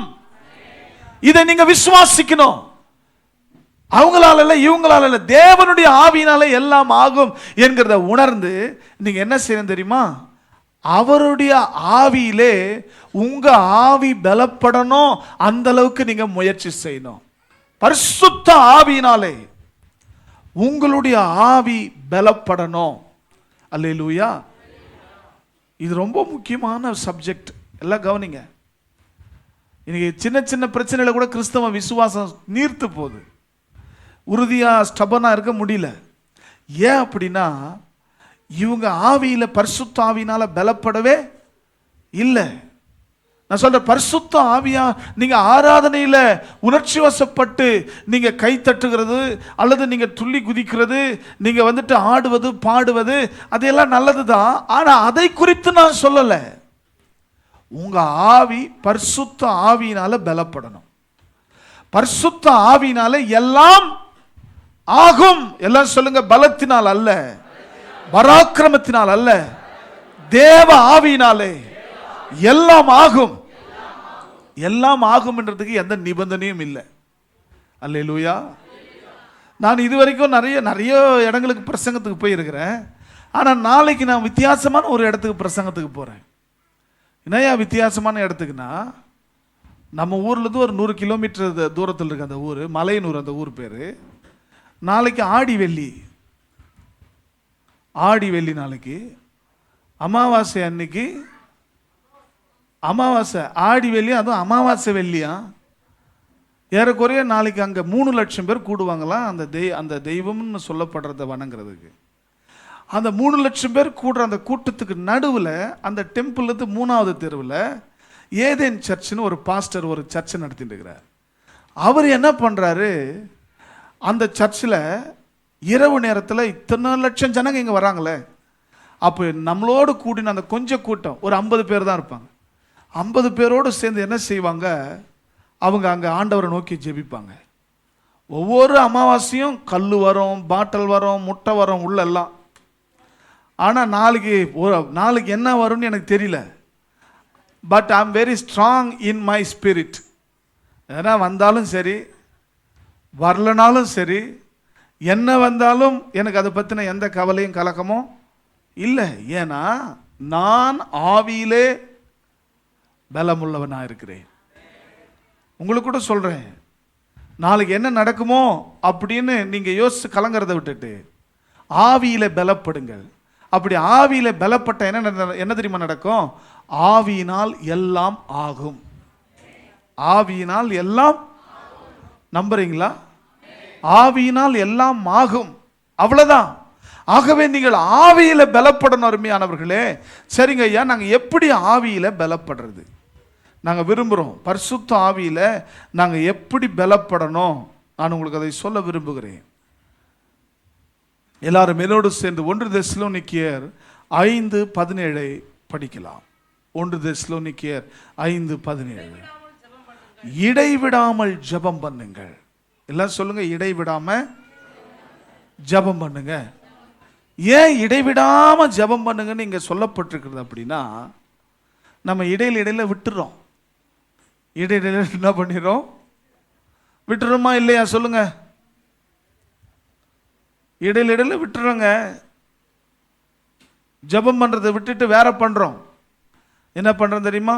முறுமுறுக்கிறோம், குறை சொல்றோம், ஆண்டவரை தேடி என்னத்தை கண்டன்னு சொல்றோம், என்ன பிரயோஜனம்னு சொல்றோம், ஆண்டவரால் எனக்கு என்ன நன்மைன்னு இடையில. அப்புறமா பார்த்தா ஆண்டவரே எனக்கு எல்லாமே 4 நாள் கழிச்சு மறுபடியும் பழைய குருட்டி கதவுதல். ஒரு நிலையான ஒரு நிலைத்தன்மை இல்லை. இப்படி கொஞ்ச நாள் பேசுறது, அப்படி கொஞ்ச நாள் பேசுறது, மாற்றி பேசுறது, புரட்டி பேசுறது, கொஞ்ச நாள் ஆண்டவரை துதிக்கிறது, கொஞ்ச நாள் ஆண்டவரை திட்டுறது, இப்படிலாம் நடக்குது இல்லையா? கவனிங்க, இன்றைக்கு அநேகர் வாழ்க்கையிலே இந்த ஜெப ஜீவியம் என்கிறதுடைய மேன்மையை உணராமல் இருக்கிறாங்க. ஜெபம் என்றால் என்ன? சிறப்பாக சொல்றேன் கேளுங்க. ஜெபம் என்றால் என்ன? நாம் தேவனோடு பேசுகிறது, அதான ஜெபம். ஜெபம்னா நாம் தேவனோடு பேச. அப்ப ஜெபத்தின் வாயிலாக காணப்படுகிற இந்த மனிதன் காணப்படாத தேவ ஆவியோடு கூட ஜெபம் என்றும் உபகாரத்தின் மூலமாக நான் தொடர்பு கொள்ளுகிறேன். அப்படி தொடர்பு கொள்ளும்போது அவர் என்ன பண்றாரு? பிரசன்னமாகி என்னுடைய உள்ளத்தில் இருக்கின்ற எல்லா பயங்களையும் வேதனைகளையும் அந்த பிரசன்னத்தினாலே நீக்கி என் உள்ளத்துக்குள்ள ஒரு பெரிய நம்பிக்கையை கொடுக்கிறார். ஆவிக்குரிய மண்டலத்தில் ஜெபம் என்ன செய்து புரிஞ்சுக்கங்க. ஆவிக்குரிய மண்டலம், அதுதான் வேதம் சொல்கிறது, நீங்கள் ஒன்றுக்கும் கவலைப்படாமல் எல்லாவற்றை குறித்து ஜெபத்தோடு விண்ணப்பத்தோடு ஸ்தோத்திரத்தோடு தேவனுக்கு தெரியப்படுத்துங்கள். அப்போது எல்லா அறிவுகளையும் புத்திகளையும் தாண்டிய தேவ சமாதானம் உங்கள் சிந்தையை ஆளுகை செய்யும். அப்ப ஜெபிக்கும் பொழுது நான் என்ன செய்யறேன் அப்படின்னு கேட்டீங்கன்னா, காணப்படாத தேவனோடு கூட உறவாடுகிறேன். எப்படியா நான் என் ஆவியில பலப்படுறது அப்படின்னா, உங்கள் 24 மணி நேரத்தில் ஜெப நேரம் என்று 1 மணி நேரத்தை ஒதுக்குங்கள். உங்களுடைய வேலைகளை எல்லாம் ஓய்ந்து விட்டு உங்கள் அறை விட்டு கதவை சாத்துங்க. சாத்திட்டு நீங்கள் தேவன் அந்தரங்கத்தில் பார்க்கிற உங்கள் பிதாவை நோக்கி வேண்டுதல் செய்யுங்க. அப்படி நீங்கள் வேண்டுதல் செய்யும் போது என்ன நடக்கும் என்று சொன்னால், அந்தரங்கத்தில் பார்க்கிற உங்கள் பிதா உங்களுக்கு வெளியரங்கமாய் பலனளிக்க துவங்குவார். மட்டுமல்ல, அப்படி ஜெபிக்கும் பொழுது நடக்கின்ற மாற்றம் என்ன தெரியுங்களா? பயத்தோடும் சந்தேகத்தோடும் கலக்கத்தோடும் கவலையோடு நாம் மண்டிட்டு இருக்கலாம். ஆனால் எழுந்து வரும்போது மலர்ந்த முகத்தோடு மிகப்பெரிய நம்பிக்கையோடு நம் ஜெப அறை விட்டு வெளியே வருவோம். ஏன்னு கேட்டீங்கன்னா, அந்த ஜெபத்தின் மூலமாக அந்த கரண்ட் கம்பத்திலிருந்து ஒயர் மூலமா மின்சாரம் எப்படி இது உள்ள வந்து லைட் எரியுது, ஃபேன் சுற்றுது, ஏசி போதோ, அது போல ஜெபத்தின் மூலமாக தேவனுடைய பேராற்றல், தேவனுடைய மகிமையின் பிரசன்னம் உங்க வாழ்க்கையில விளங்கி சகலமும் ஆகும், எல்லாம் ஆகும், நடக்காதது ஒன்றுமே இல்லை என்று சொல்ற அளவுக்கு காரியங்கள் வாய்க்கும். அல்லேலூயா. நம்ம என்ன பண்றது இல்லை தெரியுமா? நம்ம கஷ்டம் தீர ஓடா உழைக்கிறோம், மாடா தேயறோம். மாடா உழைக்கிறோம், ஓடா தேயறோம். மாத்தி சொல்லிட்டேன். எல்லாம் நல்லா செய்யறோம், இரவெல்லாம் விழிக்கிறோம், பகலெல்லாம் விழிக்கிறோம். எப்படியாவது இந்த கஷ்டத்திலிருந்து வெளியே வந்துடணுமே, இந்த கடன்ல இருந்து வெளியே வந்துடணுமே, இந்த பிரச்சனையிலிருந்து வெளியே வந்துடணுமே. ஆனா ஜெபம் மட்டும் பண்றது இல்லை. நான் சொல்றேன், உங்களுடைய மாம்ச பலத்தை பார்க்கிலும் தேவனுடைய ஆவியின் பலன் மிக பேராற்றல் மிக்கது. உங்களுக்கு நான் சொல்றேன், உங்களால எல்லாம் ஆகும் நீங்க சொல்ல முடியாது, ஆனா தேவ ஆவியினால எல்லாம் ஆகும். அப்ப நீங்க என்ன செய்யணும்? துன்பங்களின் மத்தியில, வேதனைகள் மத்தியில முழங்கால் படியிடணும். தானியேல் வேறே ஆவி உள்ளவனாயிருந்தான். தானியேலுக்குள்ளே விசேஷித்த ஆவி இருந்தது. நமக்குள்ள என்ன ஆவி இருக்குது? விசேஷித்த ஆவி இருக்கணும். சோதனை வந்த போது 3 வேளை முழங்கால் படியிட்டு ஜெபித்தான். அவனுடைய ஆவி ப்ரிப்பேரா இருந்துச்சு. பிரச்சனை வர்றதுக்கு முன்னாடியே டேனியல் ரொம்ப ப்ரிப்பேரா இருக்கிறார். வரட்டும் பார்த்துக்கலாம். முன் செய்து வந்தபடி அவர் ஜெபம் செய்தாரா. திமிர் இல்லைங்க, அவர் ஆவியில ரொம்ப ஸ்ட்ராங்கா இருக்கிறாரு. எவ்வளவு சோதனை வந்தாலும் நான் ஜெபிக்கிறத விட மாட்டேன். அல்லேலூயா. சிங்ககபிலேயே தூக்கி போட்டாலும் நான் ஜெபிப்பேன்னு சொல்றாரு. சிலர் ஜெபத்துக்கு வந்தா சிங்ககபியில போட்டுருவோம் அப்படின்ற மாதிரி புரிஞ்சுக்கினாங்க போல் இருக்குது. நான் சொல்றது புரியல அவங்களுக்கு? ஜபத்துக்கு வந்தீங்க, அந்த பக்கம் நாகேஷ் மகால் பின்னாடி உங்கெல்லாம் பிடிச்சி சிங்ககபியில போட்டுருவோம் அப்படின்னு சொன்ன மாதிரி எடுத்துக்கினாங்க போல் இருக்குது. அதனால என்ன பண்ண மாட்டேன்றாங்க, வரமாட்டேன்றாங்க. அவங்க சொல்ற காரணங்களும் ரொம்ப விகற்பமாக இருக்கிறது. அவங்க சொல்ற காரணங்களும் ரொம்ப சாலிட் ரீசன்ஸா இல்லை, ரொம்ப சில்லி ரீசன்ஸா இருக்கு. இப்போ அசட்டை பண்றாங்கன்றது வெளிப்படையா தெரியுதுல்ல. ஏன்? இவங்களுக்கு அந்த ஆவிக்குரிய அந்த பேராற்றலால், தேவ பிரசனத்தின் மேன்மையால் என்ன நடக்கும் என்ற புரிதல் இல்லை. இன்றைக்கு நான் உங்களோடு கூட சொல்லுகிறேன், நீங்கள் ஆவிக்குரிய வாழ்க்கையில பலனுள்ள மனிதனா மாறணுமா? இடைவிடாம ஜெபம் பண்ணுங்க. இடைவிடாம என்ன பண்ணணும்? ஜெபம் பண்ணணும். ஜிஹெச்சுக்கு நான் ஒரு முறை ஒருத்தரை சந்திக்கிறதுக்கு போயிருக்கேன். அப்படி சந்திக்க போயிருக்கும் போது ஒரு அம்மா, அவங்க பிள்ளை ஆக்சிடென்ட் ஆகிட்டான். அவங்க எல்லாம் அங்கே உருண்டு பன்று அழுதுன்னு இருக்கிறாங்க. அந்த அம்மா மட்டும் சொல்கிறாங்க, என் பிள்ளைக்கு ஒன்றும் இல்லை, நல்லா ஆகிடுவான்றாங்க. எப்படி இந்த அம்மா இவ்வளோ ஸ்ட்ராங்காக பேசுகிறாங்க அப்படின்னு கேட்டால், ஜெபிக்கிறம்மா, எனக்கு அவங்கள தெரியும் நல்லா. அங்கே அழறவங்களுக்கு இவங்க போய் ஆறுதல் சொல்கிறாங்க. அவனுக்கு ஒன்றும் இல்லை, நீ அழாத, அவன் நல்லா ஆகிடுவான் அப்படின்னு. பார்க்க சுற்றி இருக்கிறவங்க என்ன சொல்கிறாங்க, ஒரு தாயாய்வோ இவளுக்கு ஒரு பாசம் இருக்குதா அப்படின்னு மாம்சீகமாக பேசுகிறாங்க. ஆனால் அந்த அம்மா சொல்கிறாங்க, என்னை அழைத்தவர் யாருன்னு எனக்கு தெரியும், அவர் என்ன செய்வார்னு எனக்கு தெரியும், ஒரு நாளும் என் பிள்ளைய அவர் விட்டுற மாட்டார்னு எனக்கு தெரியும், அவனும் ஜெபிக்கிறவன், அவனும் ஊழியம் செய்கிறவன், கர்த்தர் அவனை விட மாட்டார்னு எனக்கு தெரியும், அவன் நல்லா ஆயிடுவான். அருமையானவர்களே, மூச்சு போச்சு, பேச்சு இல்லை, மூச்சு இல்லைன்னு நாங்கள் பாருங்க. கொஞ்ச நேரம் கழிச்சு மூச்சு வந்துடுச்சுன்றாங்க. கொஞ்ச நேரம் கழிச்சு போய் சாத்துக்குடி ஜூஸ் வாங்கி வந்து கொடுக்குறாங்க. இது ஏன் சொல்கிறேன்னா, கர்த்தர் நம்ம கூட பேசுகிறார். நம்ம அந்த அம்மாவை பார்த்து அவ்வளோ சத்தியம் தெரிஞ்ச மாதிரிலாம் இல்லை, ஆனால் ஜெபிக்கிறவங்க. உங்களுக்கு கூட சொல்கிறேன், உங்கள் ஜெபத்தை குறைய பண்ணாதீங்க, ஜெப நேரத்தை குறைச்சிடாதீங்க. நாளைக்கு ஜெபிக்கலாம்னு போயிடாதீங்க. ஜெபிச்சு என்ன பிரயோஜனம் யோசிக்காதீங்க. என்ன துன்பங்கள் வந்தாலும் நீங்கள் ஜெபிக்கிறவர்களாக இருக்க வேண்டும். தினமும் ஜெபித்தால் நீங்கள் ஆவியிலே பரிசுத்தாவினால் பலப்படலாம். ரெண்டாவது, மத்தேயு 4:4, எப்படி நாம் ஆவியிலே பலப்பட முடியும்? மத்தேயு 4:4, அவர் பிரதியுத்தரமாக, மனுஷன் அப்பத்தினால் மாத்திரமல்ல,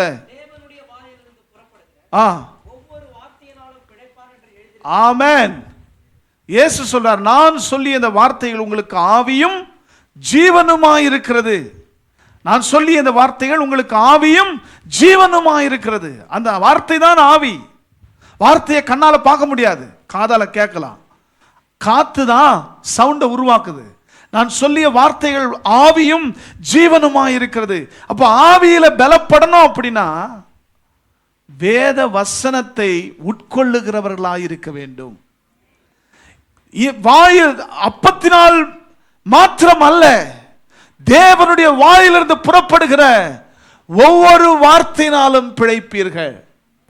தேவனுடைய வாயிலிருந்து புறப்படுகிற வார்த்தைகள் நம்மை வாழ வைக்கிற வார்த்தைகள். தேவனுடைய வாயிலிருந்து புறப்படுகிற வார்த்தைகள் நம்மை உருவாக்குகிற வார்த்தைகள், நம்மை பலப்படுத்துகிற வார்த்தைகள். அந்த வார்த்தைகள் நம்மை உயிர்ப்பிக்கிற வார்த்தைகள், வெறுமையாய் திரும்பாத வார்த்தைகள். அப்படின்னா உங்களுக்கு சொல்றேன் கேளுங்க, நீங்க ஆவிக்குரிய ஜீவியத்தில் வளரணும் அப்படின்னா பிரசங்க நேரத்தில் மட்டும் பைபிளை திறக்கிறவர்களா இருந்தா முடியாது. இல்ல பேய் வரும்போது மட்டும் தலைமாட்டில் எடுத்து வச்சுக்கிறவங்களா இருந்தா முடியாது. வேதத்தில் பிரியமாயிருந்து இரவும் பகலும் அதன் பேரில் தியானமாயிருக்கிற மனுஷன் பாக்கியவான்.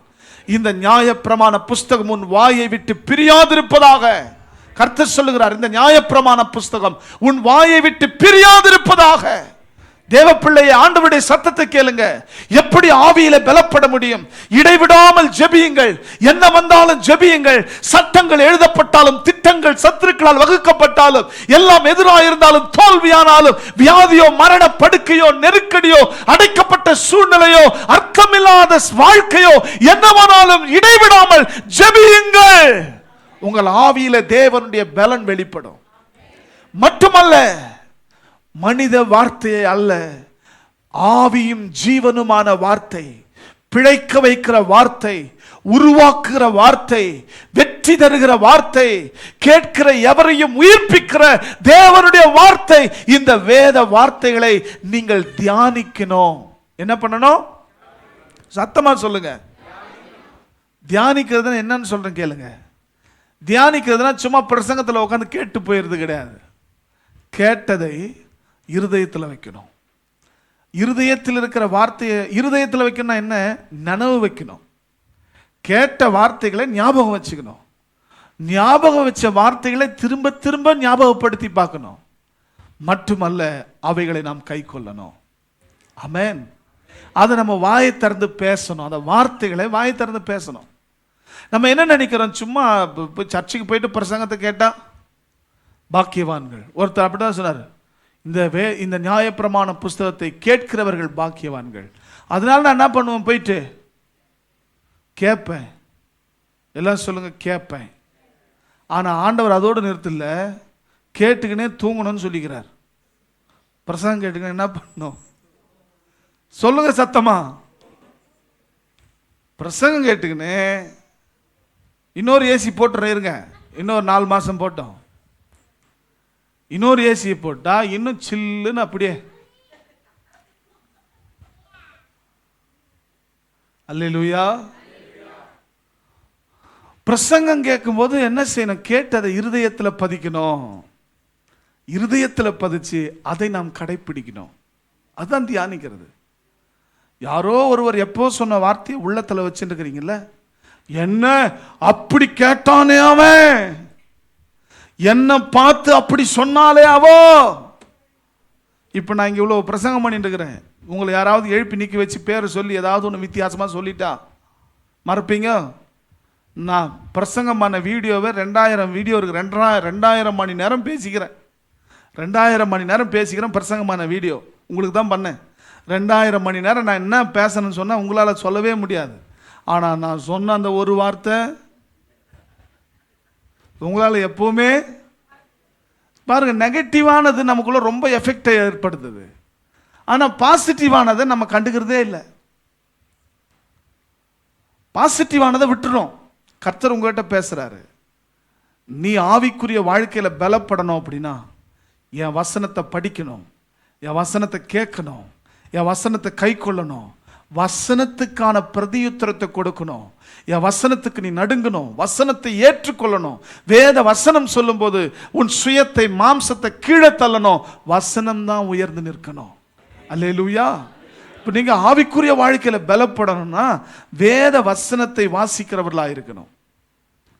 இப்படி சொல்றேன், உங்க வியாதி நீங்கணுமா, உங்க கடன் பிரச்சனை மாறணுமா, பாவ சோதனையிலிருந்து வெளியே வரணுமா, உங்களுக்கு இருக்கிற நெருக்கடிகள் என்னன்னு எனக்கு தெரியாது அதெல்லாம் மாறணுமா, அது இதையும் ஓடி அவங்கள இவங்கள பார்த்து அத்தை இத்தை பண்ணி அப்படியே ரொம்ப பிஸியா இருக்கிறத விட்டுட்டு உங்க பைபிளை திறந்து கொஞ்சம் படிச்சு பாருங்க. கர்த்தர் இங்க சொல்லியிருக்கிற வார்த்தைகளை சிந்தையில வைங்க, அந்த வார்த்தைகளை அறிக்கை செய்யுங்க, அந்த வார்த்தைகளுக்கான பதில் பிரதியுத்தரத்தை கொடுங்க, மறு உத்தரவு கொடுங்க. அந்த வார்த்தை உங்களுக்கு வழிகளை உருவாக்கும். நமக்கு இந்த விசுவாசமே இல்லை, பைபிளை திறக்கிறதே இல்லை, பிரசங்கமும் கேட்கறது இல்லை. நிறைய சபைகளில் பார்க்குறேன், பிரசங்க வேலையில் என்ன பண்ணுறாங்க தெரியுமா, வெளியே போய் உட்காந்துன்னு ஃபோனு நோண்டினுக்கிறாங்க. நிறைய சபைகளில் வெளியே போய் உட்காந்துன்னு வாலிப பசங்கள்லாம் ஃபோனை நோண்டிட்டு இருக்கிறாங்க. வாலிப பசங்க தான் அப்படி பார்க்குறான்னு கேட்டால் ஒரு சபைக்கு செய்தி கூப்பிட்டாங்க. நான் எப்பவுமே முன்கூட்டியே போயிடுவேன் எங்கே போனாலும். ஆனால் அன்றைக்கி கொஞ்சம் லேட் ஆயிடுச்சு, மழையால் ஒதுங்கிட்டு போனால் உள்ள ஆராதனை நடந்துட்டு இருக்குது. வெளியே 10 பசங்க நின்று பேசிக்கிட்டு இருக்கிறானுங்க. அதில் ஒரு பெரியவர் என்ன பண்ணுறாரு, ஹெட்ஃபோன் போட்டு சட்டமன்றத்தில் இன்னைக்கு என்ன நடந்துச்சு உள்ள ஆராதனை அனல் பறந்துட்டு இருக்குது. விஜய் என்ன பேசினார் இன்னைக்கு சட்டமன்றத்தில், புஷி ஆனந்த் என்ன பேசினாரு, ஓபிஎஸ் செங்கோட்டையன் சண்டை போட்டுக்கினாங்களாமே இன்னைக்கு. இதை பார்த்துட்டு இருக்கிறாங்க. ஹெட்ஃபோனை போட்டு அந்த சத்தம் காதில் வேத வார்த்தை வராத அளவுக்கு இந்த டிபேட்டை பார்த்துட்டு இருக்கிறார், சட்டமன்ற நிகழ்வுகளை. ஏன்னா இவர் அடுத்த அமைச்சராக வரப்போறார். வந்து என்ன பண்ண போறாரு, இந்த அமைச்சர் போய் கொடியாத்த போறார். வீட்டில் சோற்றுக்கு வழி இல்லை, பொண்டாட்டி உதைக்கிறா. சர்ச்சுக்கு வந்து ஒழுங்கா வசனத்தை கேட்டு மாறியானா இங்கே வந்து உட்காந்துன்னு ஹெட்ஃபோன் எடுத்து காதில் வச்சுக்கின்னு உன்னிப்பா அதை பார்த்துட்டு இருக்கிறது. கவனிங்க, நம்ம வேத வசனத்தை அசட்டை பண்ணக்கூடாது, வேத வார்த்தைகளை அற்பமாக நினைக்கக்கூடாது. வேத வசனங்களுக்கான மரியாதையும் கனத்தையும் நாம் கொடுக்கணும். அந்த வசனத்துக்கு வேண்டிய அந்த அந்த மரியாதை நம்ம செலுத்த தவறிட்டோம் அப்படின்னாவே நம்ம பாவம் செஞ்சுட்டுன்னு அர்த்தம். அப்போ இந்த வசனத்தை நம்முடைய வாழ்க்கையில் அந்நிய காரியமாக நினைக்கக்கூடாது. இந்த வேதத்தை அப்படியே சும்மா தூக்கி வச்சிடக்கூடாது. எங்கன்னா இந்த வேதத்தை வாரத்துக்கு ஒரு முறை படிக்கிறவர்களாக இருக்கக்கூடாது. ஒவ்வொரு நாளும் காலையில் எழுந்து பல்ல வளைக்கிட்டு ஜெபம் பண்ணிட்டு பாட்டு பாடிட்டு ஒரு பகுதியை என்ன பண்ணுங்க, படிங்க. அதான் ஒரு கிறிஸ்தவ ஒழுங்கு. அனுதினமும் இடைவிடாமல் ஜெபம், அனுதினமும் இடைவிடாமல் வேத வாக்கியம். மட்டுமல்ல, எபேசியர் 5:18 படிக்கலாம்.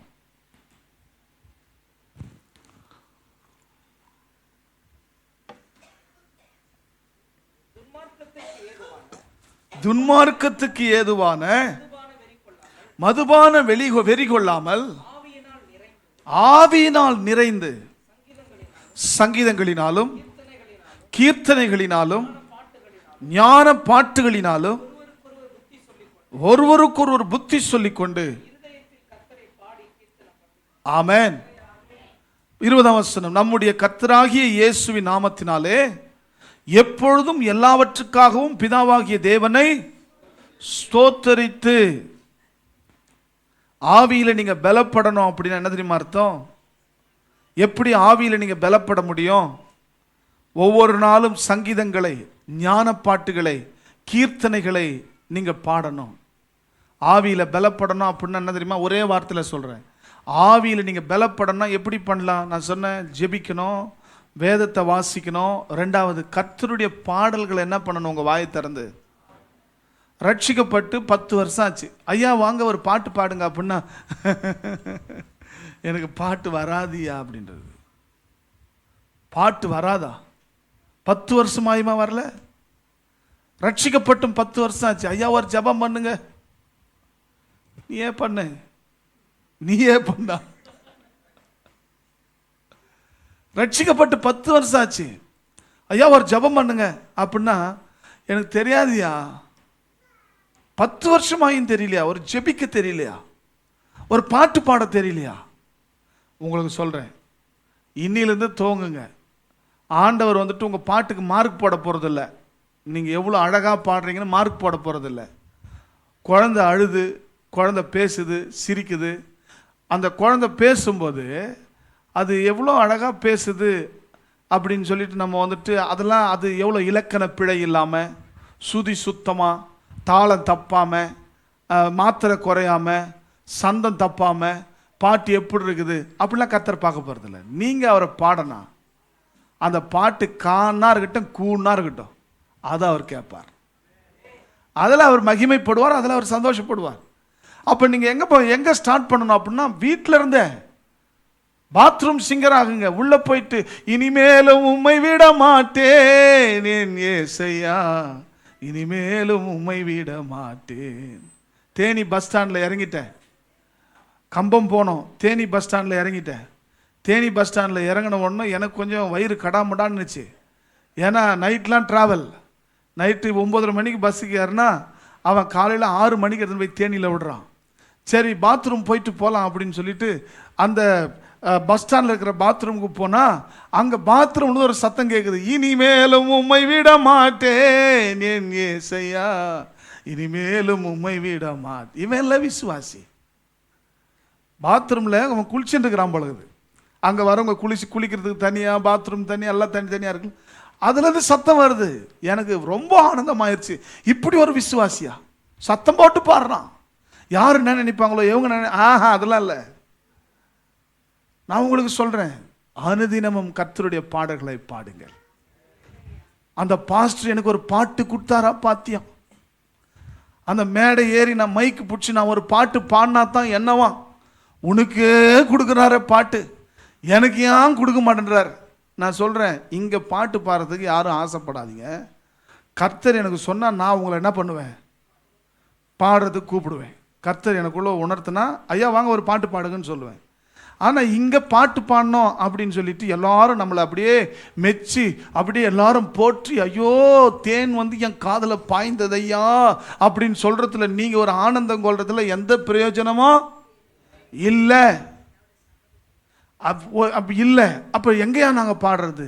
உன் வீட்டில் பாடு, உன் பாத்ரூமில் பாடு, நீ நடக்கும்போது பாடு, நீ படுக்கும்போது பாடு, எழுந்துக்கும் போது பாடு, எல்லா இடத்துலையும் பாடு, எந்த சூழ்நிலையும் பாடு. முணுமுணுத்துக்குனே இரு. அந்த பாட்டை கேளு, அந்த பாட்டை கேட்டு அது கூடவே பாடு. அல்லேலூயா. எனக்கு வராதியா வராதியா வராதியான்னு எத்தனை நாள் தான் வராமல் இருக்க போகுது? கர்த்தர் உங்ககிட்ட பேசுறாரு. நான் மறுபடியும் சொல்றேன், நீங்க ஏர்டெல் சூப்பர் சிங்கருக்கு போல உங்களை யாரும் சுதி என்ன, தாளம் என்ன, ராகம் என்ன, கமக்கம் என்னன்னு யாரும் கேட்க போறது இல்லை. நீங்க ஆண்டவரை பாடுறீங்க, வந்ததை பாடுங்க, மனசார பாடுங்க, வாயார பாடுங்க. நீங்க பாடும்போது உங்க ஆவி பலனடையும். வேதம் தான் சொல்லுது, நான் பாடும்போது என் உதடுகளும் நீர் மீட்டு கொண்ட என் ஆத்துமாவும் கம்பீரித்து மகிழும். கம்பீரித்து மகிழும். அப்ப பாடுங்க, வாயை திறந்து கர்த்தரை பாடுங்க.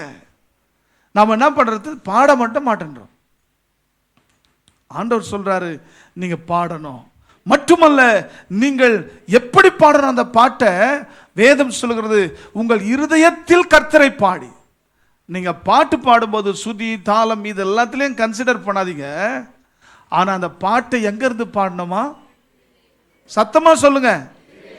இப்ப உலகத்துல அவன் வந்துட்டு அந்த பாட்டு எவ்வளவு நேர்த்தியா இருக்குதுன்னு பார்த்தா மார்க் போடுறான். ஆனா கர்த்தர் பாடலினுடைய நேர்த்தியை பார்க்கறது இல்லை. இருதயத்திலிருந்து பாடுறோமா? இருதயத்திலிருந்து பாடுனா மகிமை இறங்கும், வல்லமை இறங்கும். இருதயத்திலிருந்து பாடினா ஆவியில ஆவியானவருடைய வல்லமை வந்து சேருகிறதை நீங்கள் பார்க்க முடியும். அல்லேலூயா. அதனால நிறைய கிறிஸ்தவங்க என்ன பண்றாங்க, ஜெபிக்கிறதுல நிறைய நேரம் செலவு பண்றாங்க, வசனத்தை படிக்கிறது நிறைய நேரம் செலவு பண்றாங்க. ஆனா துதி பாடல்களை பாடுகிறதுல அவங்க நிறைய நேரம் ஸ்பெண்ட் பண்றதே கிடையாது. ஸ்பெண்ட் பண்றதே இல்லை. இந்த சிலருக்கு அதான் சொல்றேன், 10 வருஷமாயும் ஒரு பாட்டு கூட வரல. ஏன்னா இவங்க பாடுற அனுபவமே இல்லை. இன்னைக்கு கர்த்தர் உங்களோடு கூட பேசுகிறார். வண்டியை ஓட்டும் போது பாடிக்கினே போங்க. பார்க்குறவன் பைத்தியக்காரன் சொல்லட்டும், அதை பற்றி கவலைப்படாதீங்க.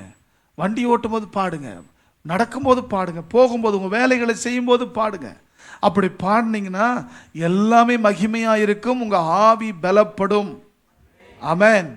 மட்டுமல்ல அருமையானவர்களே, வேதம் சொல்கிறது 20வது வசனத்திலே, நம்முடைய கர்த்தராகிய இயேசு கிறிஸ்துவின் நாமத்தினாலே எல்லாம் சொல்லுங்க, எப்போதும் எல்லாவற்றுக்காகவும் பிதாவாகிய தேவனை ஸ்தோத்தரித்து. ஆமென். நான் சொன்ன நீங்க ஜெபிக்கிறதுனால உங்கள் ஆவி பலப்படும். இரண்டாவது சொன்ன வேத வசனங்களை வாஞ்சியோடு வாசிக்கிறதுனால், அதை கை கொள்ளுகிறதுனால் ஆவி பலப்படும். மூன்றாவது என்ன சொன்னேன்? பாட்டு பாடுறதுனால உங்க ஆவியில பலன் உண்டாகும். நாலாவது சொல்றேன், ஸ்தோத்திரம் பண்ணுங்கள்.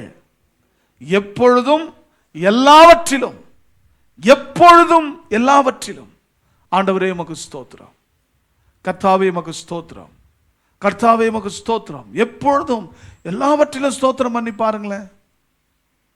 நம்ம எப்பவும் ஸ்தோத்திரம் பண்ண மாட்டேன்றோம், எதுலேயும் ஸ்தோத்திரம் பண்ண மாட்டேன்றோம். சரி, ஆராதனையில வந்து சோத்திரம் பண்ணுங்க சோத்திரம் பண்ணுங்க சோத்திரம் பண்ணுங்க நான் சொன்னா,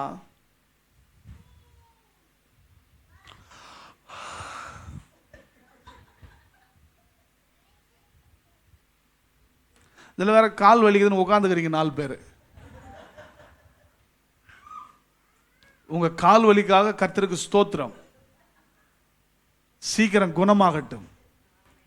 நீங்க நில்லுங்க உட்காருங்க, அது பிரச்சனை இல்லை. ஆனா உங்க வாய் ஸ்தோத்திரம் பண்ணணும். பலவீனத்தின் மிகுதியா உட்காந்துட்டீங்கன்னா அது குறை சொல்றது குற்றப்படுத்த ஒண்ணும் இல்லை. ஆனா உங்க வாய் ஸ்தோத்திரம் பண்ணணும்.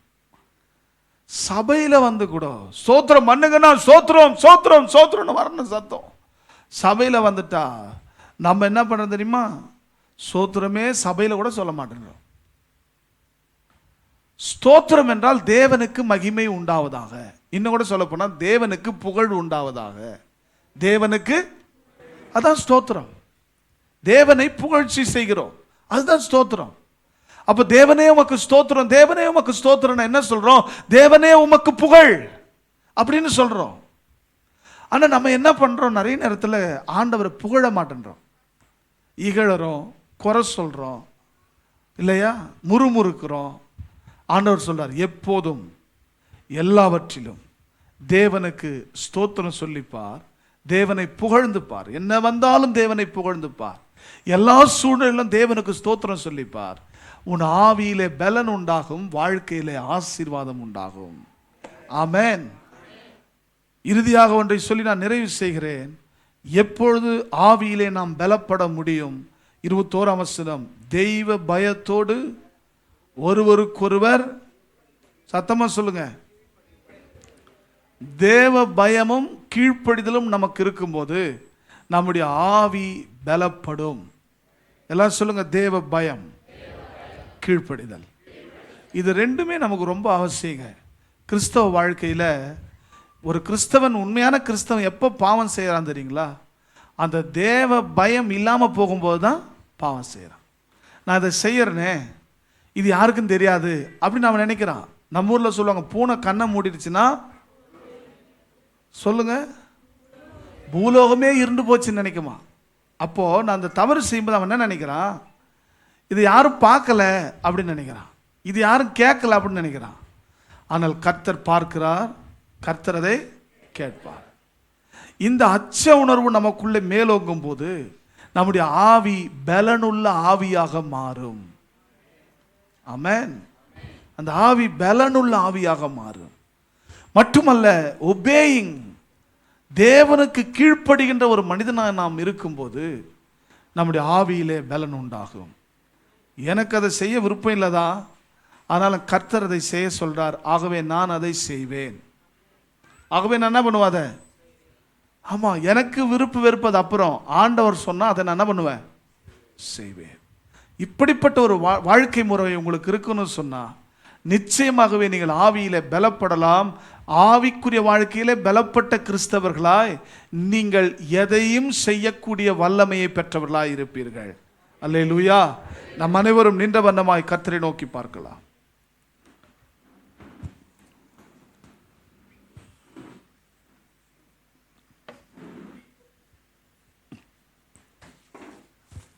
ஹல்லேலூயா. Thank you Jesus.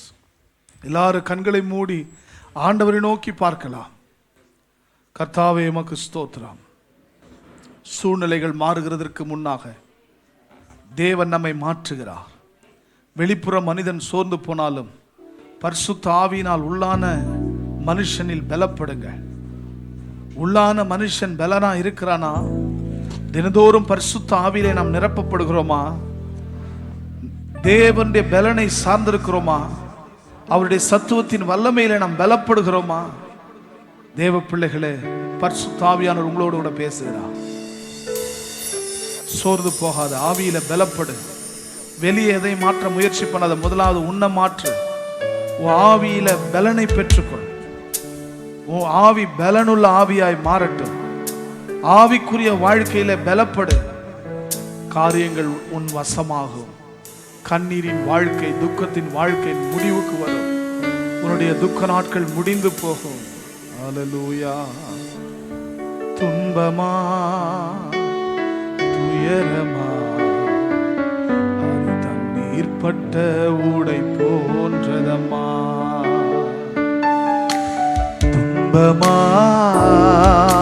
துயரமா அது நீர்ப்பட்ட ஊடை போன்றதம்மா.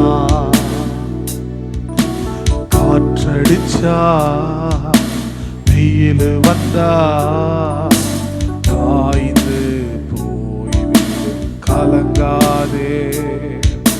காற்றடிச்சா வெயில் வந்தா காய்ந்து போய்விடு கலங்காதே. ஆமென். இழந்து போனதை தேடி இயேசு வந்தார். இலை பாறுதல் தருவேன் என்று சொன்னார்.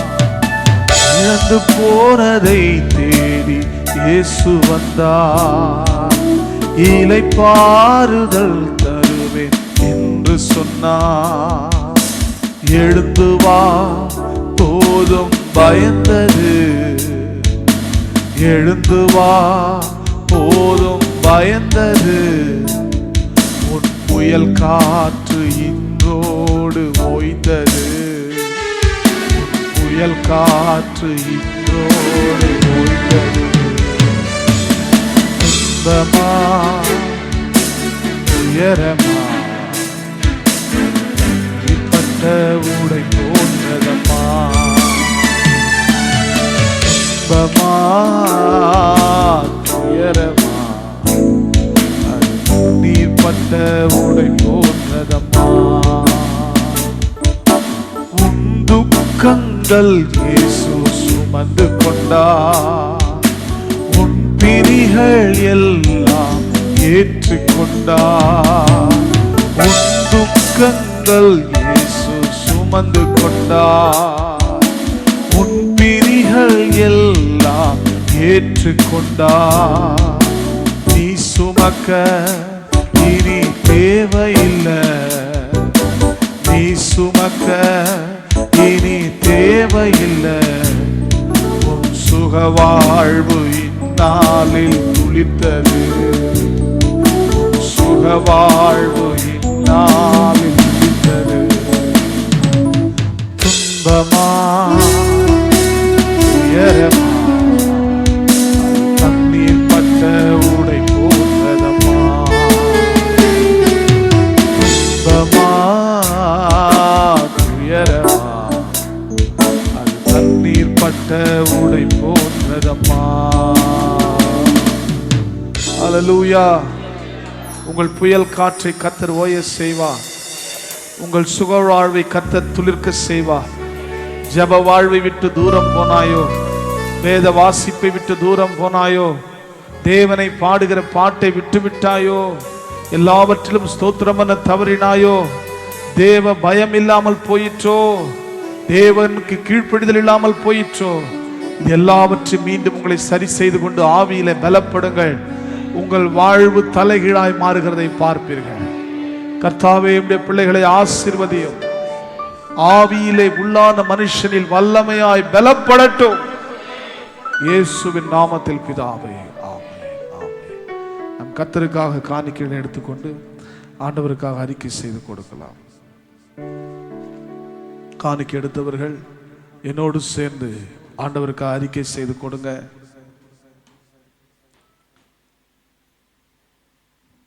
எங்களுக்கு நீர் கொடுத்ததில் சிறந்ததையும் முதலானவைகளையும் உம்மீது வைத்த அன்பினால் உமக்கு கொடுக்க வந்திருக்கிறோம். உம்முடைய ராஜ்யத்தில் நாங்கள் விதைக்கிறோம். 100ஆய் 1000ஆய் பலன் தருவீர் என்று நாங்கள் நம்புகிறோம். எங்கள் கொடுத்தலினால் உம்மீது கொண்ட அன்பையும் உமக்கு நாங்கள் கொடுக்கிற மரியாதையும் வார்த்தையின் மேல் கொண்ட விசுவாசத்தையும் நாங்கள் வெளிப்படுத்துகிறோம். இயேசுவின் நாமத்தில் ஆமென்.